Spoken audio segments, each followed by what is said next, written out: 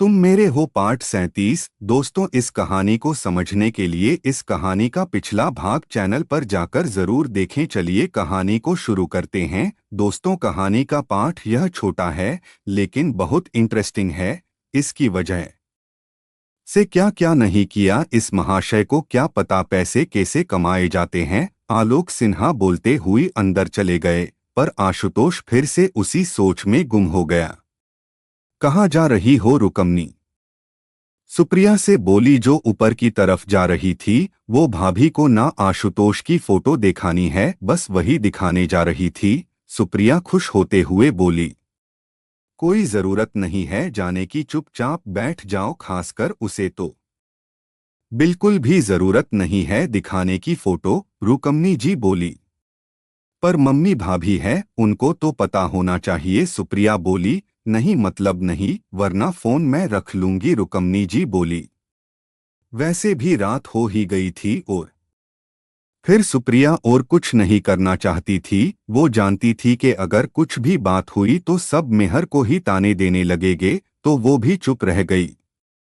मेहर रात के खाने के लिए नीचे आने के लिए रूम से बाहर आई तो सामने का नजारा देखकर वो वही खड़ी रह गई। उसने अपनी चुन्नी को कस के पकड़ लिया और सीढ़ियों से नीचे उतरने लगी, पर अगले ही पल वो वापस से रूम में चली गई। चलो मेहर, खाना खा लो, कबीर रूम में आकर बोला तो मेहर ने उसे एक नजर देखा, फिर मुंह दूसरी तरफ कर लिया और चुपचाप रूम से बाहर निकल गई। अब इसे क्या हुआ है? कबीर खुद से ही बोला और वो भी नीचे आ गया। यहाँ मेहर अभी सीढ़ियां उतर ही रही थी कि कबीर ने पास आकर उसका हाथ पकड़ लिया। आराम से चलो, वो बोला तो मेहर कुछ नहीं बोली, चुपचाप से चलने लगी। रात को फिर से मेहर जल्दी ही सो गई बिना कबीर से कोई बात किए।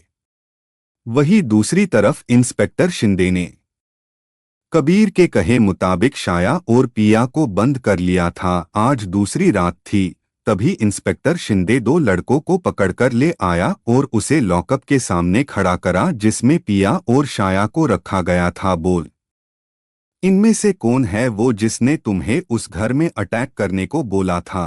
तो उनमें से एक लड़के ने पिया की तरफ हाथ बढ़ा दिया, जिसे देखकर शाया भी हैरान हो गई। ये क्या बोल रहा है? दीदी, आपने खुद किया ये सब? शाया बोली तो पिया गुस्से से उन दोनों की देखकर, कमीने हरामी, तुम दोनों मुकर रहे हो। पिया गुस्से से बोली, वही वो लड़के इंस्पेक्टर को देखकर, देखिए सर, हमने सब कुछ बता दिया, अब तो हमें जाने दो। वो बोले, हाँ जाने दूंगा, आराम से। बोलते हुए उसने हवालदार को इशारा किया और दोनों को दूसरे लॉकअप में बंद करवा दिया। शाया अभी भी हैरान सी पिया को देख रही थी। वही पिया को डोट अपने किए पर कोई भी अफसोस नहीं था। माना कि तेरा पति और नंद पराए थे, पर अपने माँ बाप को ही मारने पर तूर गई। अगर उसे कुछ हो गया ना तेरे बाप को, तो तू तो लंबी जाएगी। शिंदे पिया को देखकर बोला, सब लोग मुझे ही समझाने की कोशिश कर रहे हैं।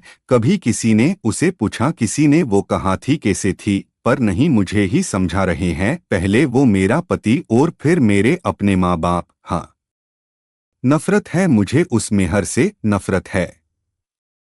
पिया शाया से बोल रही थी। इस समय वो किसी पागल से कम नहीं लग रही थी। पता है क्यों नफरत करती हूँ? देख, मुझे कभी देखा है सांवला रंग और ऊपर से पति भी कंगाल मिला, और उसे देखा है कितनी सुंदर है वो, ऊपर से सब काम में अव्वल। इसीलिए मैंने उसकी पढ़ाई छुड़वा दी, सबसे उसे बुरा बनाया। क्या नहीं किया वो घर से चली जाए, और चली भी गई, पर वापस आई तो देखो कितनी खुश है वो।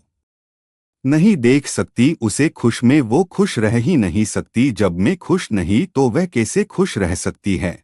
पिया बोली जा रही थी। वही शाया तो उसे देखकर ही डर रही थी।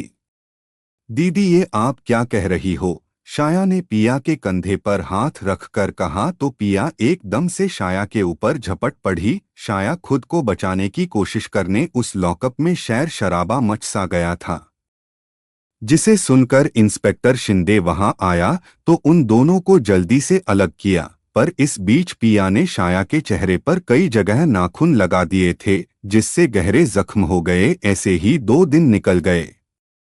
मेहर के हाथ पैर पहले से काफी बेहतर थे। मेहर ने एक बार सुप्रिया से पूछा था फोटो के बारे में, तो सुप्रिया ने बहाना बना दिया कि बीटू ने खेलते समय सारी फोटो डिलीट कर दी है। तो फिर मेहर ने भी नहीं पूछा कुछ। वही वो कबीर से नहीं बोलती थी, यहाँ तक कि उसे इग्नोर करने की कोशिश कर रही थी। गहरी रात का समय था, मेहर सो रही थी तो उसे एकदम से उठ गई। वो उठकर बैठ गई। इधर उधर देखा तो लाइट नहीं थी और रूम का दरवाजा भी खुला हुआ था। तभी मेहर ने बेड के दूसरे तरफ देखा तो वहां कबीर नहीं था। तो मेहर उठी और देखने लगी। उसे लगा कि जैसे बाहर कोई जा रहा है, तो मेहर उठकर उसी तरफ चल दी। उसने धीरे से दरवाजे से बाहर सिर निकाल कर देखा तो कुछ आवाज आई, किसी के चिल्लाने की। मेहर उसी तरफ चल दी। वो आवाज एक रूम में से आ रही थी।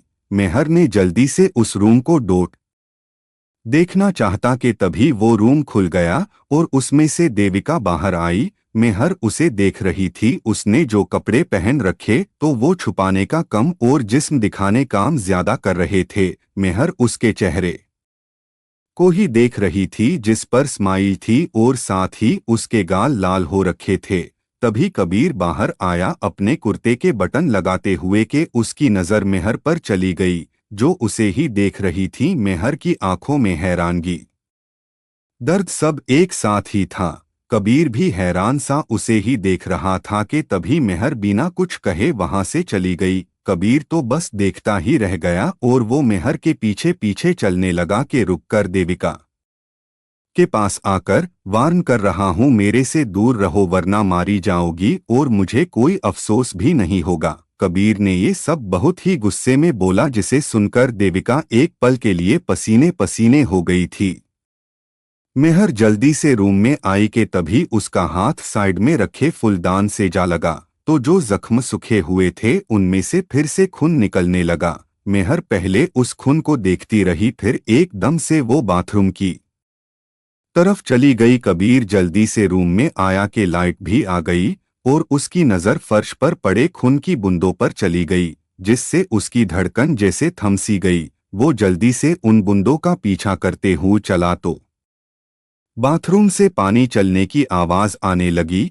कबीर ने बिना सोचे समझे ही दरवाजा खोल दिया और सामने मेहर को देखा, जो कि अपना हाथ पानी का नीचे करके गड़ी थी।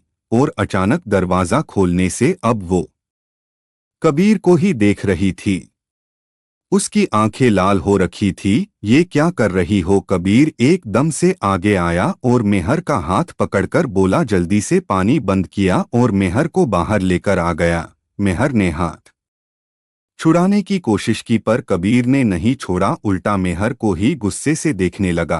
तो मेहर अच्छे बच्चे की तरह उसके पीछे पीछे चल दी। कितनी चोट लगा ली है तुम्हें? क्या इन सब से प्यार है जो ठीक बाद में होती है और लग पहले जाती है? कबीर बोला रहा था और साथ ही चोट को साफ भी कर रहा था। वही मेहर बिना कुछ कहे उसे ही देख रही थी। अब बताओगी भी के बात क्या है? कबीर मेहर को देखकर बोला। तो मेहर उसे देखते हुए, आप प्यार करते हो? मेहर बोली तो कबीर उसे देखने लगा। आप देविका को प्यार करते हो ना? वो भी आज से नहीं, बहुत पहले से। मेहर फिर से बोली। वो एकटक कबीर को देख रही थी। कबीर का तो मुंह ही खुला रह गया मेहर की बात सुनकर। आपने ये शादी बस दादी की खुशी के लिए की थी ना? उस दिन उन्होंने कहा तो आप उनको मना नहीं कर पाए क्यों?